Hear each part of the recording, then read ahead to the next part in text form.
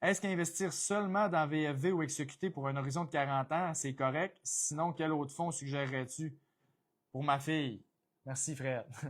Pour vrai, écoute, je le dis tout le temps, si tu investis pour 40 ans, là, tu sais, dans le fond, quand tu achètes XQT, c'est comme si tu as acheté un fonds indiciel américain, un fonds indiciel canadien, un fonds marché action mondiale, puis un fonds marché émergent. Fait que c'est comme si tu as acheté 4 fonds.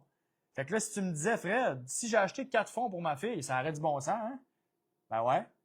Ben là, tu achètes un fonds, mais c'est comme si tu en avais 4, tu comprends? Fait que des fois, les gens, ils comprennent pas ça. Fait que là, ils pensent qu'ils ont besoin de XQT puis qu'ils ont besoin d'avoir 2, 3 autres affaires. Puis là, ils font comment j'ai juste XQT, faudrait que je me diversifie plus. Comme Chris, XQT, c'est comme si tu as déjà 1000 compagnies, tu comprends, one shot en faisant juste ça, tu comprends? Fait que c'est comme, quand ça pas à la tête, XQT, ça peut vraiment être excellent. Puis oui, ta fille pourrait avoir ça pendant 40 ans. Ça serait vraiment super bon si elle comprend bien le produit puis les principes d'investissement, puis de ne pas se casser la tête, de laisser l'argent travailler, de juste oublier ça. À long terme, ça va être vraiment, vraiment excellent. C'est absolument que ça peut être juste ça. Puis en plus, quand c'est simple, comme je disais tantôt, c'est que tu limites ton risque d'erreur émotive. Donc, tu limites ton risque de faire des erreurs que tu ne ferais pas si ton portefeuille est plus simple. Fait que le plus simple que c'est, pour la plupart des gens, à long terme, le mieux c'est. Ce serait intéressant d'avoir un top 5 des livres de finances que tu as lus. Ça, je l'ai déjà fait. Ça dépend c'est quoi ton niveau de connaissance que tu es rendu. Je vais t'en donner une coupe. La trilogie Pierre-Yves McSween, pour les gens qui commencent, mettons, toujours bon, surtout au Québec. Vraiment bon. Je pense que je le dis à toutes les lives, là, mais pour vrai, Pierre-Yves McSween, ce qu'il a fait avec ces livres-là, c'est vraiment excellent. C'est concret, c'est adapté pour la réalité du Québec. Fait que vraiment, c'est une mine d'or d'informations. Super bon. Sinon, mettons que tu es, on va dire, un petit peu plus avancé ou tu veux plus comme prendre un step. Psychology of Money, la psychologie de l'argent. Toujours bon parce que la finance, c'est 80% comportement. Fait que ça, c'est vraiment bon. Après ça, The Art of Spending par le même auteur de la psychologie de l'argent. J'adore cet auteur-là. Encore une fois, ça touche beaucoup le volet psychologique. Pourquoi on dépense dans certaines affaires, puis genre comme à quel point des fois on n'est pas comme ça fait pas de sens ce qu'on fait, puis ça te permet de remettre certaines choses en perspective. Fait que ça, super bon. Tony Robbins, l'argent, l'art de le maîtriser. C'est une bible, mais selon moi, c'est probablement si tu avais juste un livre à lire pour, mettons, tu peux plus en lire d'autres après, puis essayer de comprendre le plus d'affaires possible, probablement que ce serait ce livre-là. Vraiment, là, Tony Robbins, lui, puis Unshakable, qui est comme la suite de ce livre-là, puis qui est comme une version un peu plus courte, avec comme le plus important. Vraiment, vraiment bon. Puis après ça, Dave Ramsey, tous ses livres aussi, il y a il y a du bon stock là-dedans, des bons trucs. Ça, c'est plus pour quelqu'un des fois qui a plus de misère avec la gestion, les dettes, ces choses-là. Dave Ramsey, c'est vraiment excellent. Puis c'est ça, ça fait 5, là, ça fait 5-6. Fait que ouais, ça serait pas. Ouais, pas mal ça. Les 4 lois de la prospérité financière, c'est un petit livre, ça se lit super vite. C'est comme plus un genre d'histoire, mais c'est super bon. L'homme le plus riche de Babylone aussi, un classique. Réfléchissez et devenez riche de Napoleon Hill. Ça, c'est plus pour quelqu'un qui voudrait être en affaires, en entrepreneuriat, mettons. Ça, c'est très bon également. Fait que c'est ça. Si tu lis tout ça, écoute, je te le dis, t'es parti pour la gloire, c'est sûr. euh, est-ce que ça se peut que la banque te jumelle avec un conseiller moins bon quand tu as un peu moins d'argent à placer et que quand tu as de gros montants en banque, tu as accès à un meilleur conseil? Évidemment, tu viens de résumer l'industrie de la finance. L'industrie de la finance veut avoir, à la grande majorité, des clients à valeur élevée. On parle, mettons, des conseillers pour gérer l'argent. Ils veulent t'avoir pour n'importe quoi d'autre, parce que même si tu n'as pas d'argent et tu es endetté, ils font de l'argent avec toi pareil avec les dettes, les marges de crédit et tout le kit. Fait qu'ils sont bien contents que tu t'endettes. Un client, pour la banque, peu importe quoi, elle va faire de l'argent avec toi. Fait que c'est ça qui est malade de son modèle d'affaires. OK? Fait que la banque, elle fait de l'argent avec n'importe qui. Par contre, pour vraiment, comme on va dire, la côté gestion argent puis conseil, ben c'est sûr que je te donne un meilleur exemple. J'ai parlé à quelqu'un cette semaine, ça fait 2 jours. Puis là, il me dit, ouais, écoute, dans le fond, j'avais genre 70 000 de placés. Ça faisait 5 ans que j'avais pas parlé à personne parce que je commençais à investir, tu sais, puis je faisais comme mes affaires, puis je mettais ça dans les fonds, puis tout le kit. Puis là, j'ai gagné un gain à la loterie. Puis j'ai gagné 250 000. Fait que là, je suis rendu à 330 000 total à peu près. Puis là, soudainement, le lendemain que mon argent était déposé, j'ai quelqu'un qui m'a appelé. Puis ça faisait 5 ans que j'avais pas eu de nouvelles de la banque. Puis là, vous avez droit à ça, puis nanana. Puis là, ils ont fait le show de boucan. Puis là, c'est comme, hey, c'est malade. Puis... Mais c'est comme, fait que si le gars n'avait pas eu plus que 250 000, il n'aurait jamais été appelé. Fait qu'effectivement, si tu n'as pas 250 000, même 500 000 et plus, tu n'auras pas accès aux top conseillers avec une banque ou une caisse parce que eux autres, les top conseillers, ils s'occupent des gens qui ont de l'argent. Ben oui, guess what? Fait que ça veut dire que souvent, quand tu as un dossier qui est pas trop compliqué, que tu as 1 million et moins, ben ce que tu as comme conseiller, c'est quelqu'un souvent qui a moins d'expérience, qui va être appelé à changer de poste régulièrement. Puis le problème en ce moment dans les institutions traditionnelles, c'est le taux de roulement. Il y a beaucoup de gens qui changent à chaque année de poste ou qui changent d'institution. Fait que ça fait que c'est dur pour quelqu'un d'avoir le même conseiller. Puis souvent, ben, c'est du monde moins expérimenté. Fait que là, les gens y arrivent et ils disent, crème, Fred, j'ai rencontré quelques conseillers, ça fait 3 fois que je change en 2 ans à la banque, puis à chaque fois que je l'ai rencontré un nouveau, on dirait que j'en connais plus que lui, ses finances. C'est un des problèmes que j'entends le plus, là, c'est vraiment ça. Là. Fait que c'est ça. Fait que oui, absolument que si tu as moins d'argent, tu vas avoir accès à un moins bon niveau de conseil, surtout dans les banques, dans les caisses. Dans les cabinets, c'est un peu moins pire parce que c'est des travailleurs autonomes qui bâtissent leur business à long terme. Fait que des fois, tu vas avoir quelqu'un qui a des clients de 200, 250 000, mais il y a aussi des clients, mettons, de 1 million et plus, puis il s'occupe quand même très bien de ses clients, même si tu as moins d'argent, parce qu'il voit le potentiel à long terme, mettons. Fait qu'en cabinet, c'est un peu moins pire, puis tu peux quand même trouver des fois des bons conseillers, mais comme dans n'importe quoi dans la vie, les bons conseillers, puis eux autres qui ajoutent de la valeur vraiment, puis qui justifient leurs frais, sont plus rares. C'est officiel. Fait qu'il faut que tu les trouves, puis des fois, ça peut être un défi. Merci Fred de nous éduquer tous. Ben, merci à vous tous de m'écouter dans les lives et d'être là. Sinon, ça serait plate d'être seul. Fait que merci d'être là. Puis je suis content si tu apprécies. Tu penses quoi de la bulle de l'or actuellement? Miserais-tu sur des produits comme ZGD de BMO? Le bruit à court terme, je m'en sac. Je le sais que j'aurais bien plus de views puis genre bien plus de popularité si de followers, si je parlais à tous les jours de check qu'est-ce qui se passe, check ci, check ça, parce que c'est ça qui vend, c'est ça que les gens, comme c'est comme, j'ai l'impression d'avoir un edge, puis comme, c'est intéressant, mais en bout de ligne, tout ce bruit-là sur le long terme, pour la grande majorité des gens, ça sert à sweet fuck out. Fait que, moi, je reviens juste au gros bon sens, puis ce qui est plate, entre guillemets, mais c'est comme les investissements à long terme, c'est supposé d'être plate parce que c'est ça qui est efficace.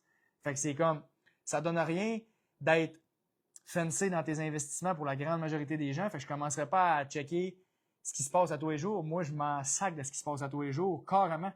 Carrément, parce que j'ai investi pour le long terme. Fait que quand même que l'or a baissé, a monté, c'est comme, je m'en sac, ça me fait quoi? Je m'en sac. Je veux juste être au courant quand il arrive une grosse baisse puis une récession, mettons, OK, parce que là, je peux acheter plus de parts puis je fais plus d'argent à long terme quand ça remonte après.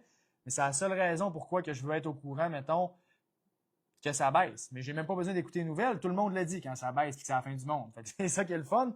Je le sais. Fait que c'est, pour vrai, moi, je suis vraiment pas spéculateur parce que, je le répète souvent, mais je suis assez intelligent pour savoir que je suis pas assez intelligent. Fait que pour répondre à ta question, là, ton avis vaut autant que la mienne là-dessus. That's it. J'ai remarqué que le REGOP réduit drastiquement l'espace réel. S'il vous plaît, comment je pourrais faire pour réduire drastiquement mes impôts dans ce cas? C'est sûr que c'est un fonds de pension, c'est un heureux problème, dans le sens que oui, ça vient enlever des droits de REER, mais tu as un gros fonds de pension. Fait que c'est comme si tu t'aimes ta job et que tu vas rester là tout le temps puis que comme tu as ton fonds de pension rendu plus tard, ben c'est quand même bien. Fait que là, c'est sûr que si tu es employé de la REGA puis comme t'es pas travailleur autonome sur le site puis t'as rien, ben c'est sûr que là, tes REER sont maximisés, tu commences à être limité dans ce que tu peux faire pour diminuer ton impôt. Là. Fait que malheureusement, c'est limité. Je te dirais, ce qui peut être bon, ça serait si tu as des actifs immobiliers ou que tu as une business sur le side, ben là, tu pourrais profiter de certains avantages fiscaux, mettons, là-dessus. Mais on s'entend que tu ne veux pas ouvrir une business juste pour sauver de l'impôt puis en bout de ligne perdre de l'argent si tu ne fais pas une bonne business. Fait que c'est comme ça ne sera pas payant pareil sur le long terme. Fait que c'est ça. Fait que, mais oui, tu es limité si tu as un REGA et tes REER sont pleins puis que tu décides d'être juste employé puis avec rien, mettons, d'autre autour. tes options sont limitées effectivement pour diminuer ta charge fiscale. Salut Fred, maison payée, vendre pour investir, investissement sur plus ou moins 20 ans et aller en location. Bonne question, Marco. En fait, je te dis, il y a beaucoup de gens qui se posent cette question-là, rendu vers la retraite. Oui, ça peut être bon, mais ça dépend de ta situation, puis t'es rendu où, parce que si, mettons, tu es vraiment comme tu as 60 ans, par exemple, ou 65, puis là, comme clairement que ça devient un enjeu aussi physique de t'occuper de la maison, puis que c'est une charge, puis tu n'aimes pas ça, ben oui, de te libérer de tout ça, d'aller en location, ça va être la meilleure option parce que psychologiquement parlant, c'est bon. Puis en plus, si tu as vendu ta maison, puis que ton logement, mettons qu'exemple, tu vends ta maison à 1 million, par exemple, puis que juste en intérêt, tu es capable de générer 50 000 par année, puis que ton logement te coûte 2 500 par mois, fait que 30 000 par année, ben juste tes intérêts de la vente de ta maison que tu as maintenant investi peuvent payer ton logement à chaque année. Fait que ça c'est très bon. Puis même si tu perdais un peu d'argent parce que finalement, c'est comme tu t'horloges, ça coûte cher, mais en bout de ligne, si le poids psychologique pèse lourd dans la balance pour toi d'avoir une maison, oui, c'est mieux d'aller en location. Je te dirais juste que financièrement, ça serait pas bon si, mettons, tu as 45 ans,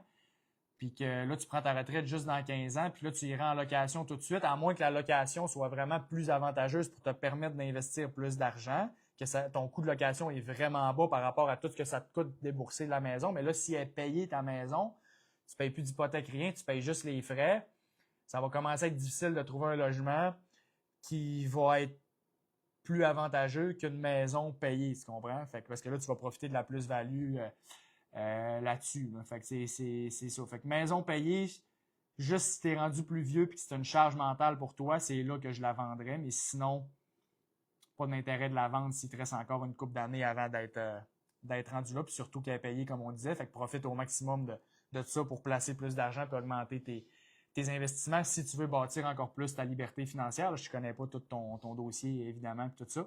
Fait que c'est ça. Père riche, Père pauvre, ouais, effectivement, le livre de Robert Kiyosaki, c'est un classique, effectivement, aussi. C'est très bon, très, très bonne suggestion, Émilie.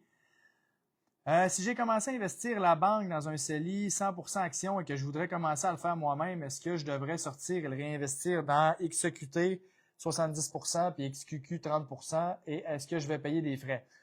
Pour ce qui est de l'allocation d'actifs, ça t'appartient, dans le sens que rendu là, c'est toi qui décides ce que tu veux faire, puis comme je disais, ton avis vaut autant que le mien. À long terme, oui, ça peut être très bon d'avoir ce genre de produit-là, puis pas te casser la tête. Fait que si t'es rendu là, c'est à toi de te déterminer.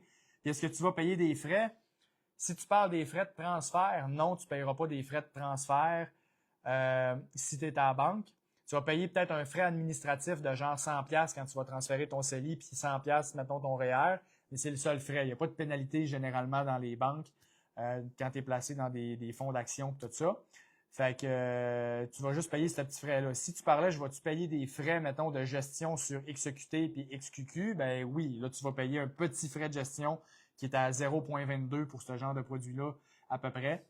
Fait que tu vas payer ce frais-là, mais c'est le seul frais que tu vas payer une fois que ton argent est transféré et que tu as investi là-dedans, parce que tu te sauves le frais de conseil vu que c'est toi-même qui l'as acheté, puis tu te sauves le frais de gestion qui serait plus élevé avec un produit géré activement, que là, il est plus bas parce que c'est un fonds indiciel. Salut, comment tu vas? Ben, ça va bien. Toi aussi? J'espère. Beau travail, je t'ai écouté sur Financièrement parlant, toujours intéressant. Merci Jordan, merci. Ben ouais, by the way, j'ai fait un podcast avec Pat Raymond de Financièrement parlant, c'était notre deuxième, fait que s'il y a des gens qui veulent aller écouter ça, on a eu une belle conversation de quasiment 1h15. J'ai fait aussi avec Zéro Frais de Gestion Xavier, je vais avoir des clips qui sortent justement la semaine prochaine. J'ai fait comme 3-4 podcasts dernièrement, fait que je vais mettre des clips de ça. Puis je vais annoncer aussi où ce qu'ils sont puis où est-ce que vous pouvez aller les écouter. Là. Mais si vous aimez les podcasts, là, je n'ai fait une couple là, dernièrement. Fait que c'est ça. Puis je vais mettre ma chaîne YouTube aussi.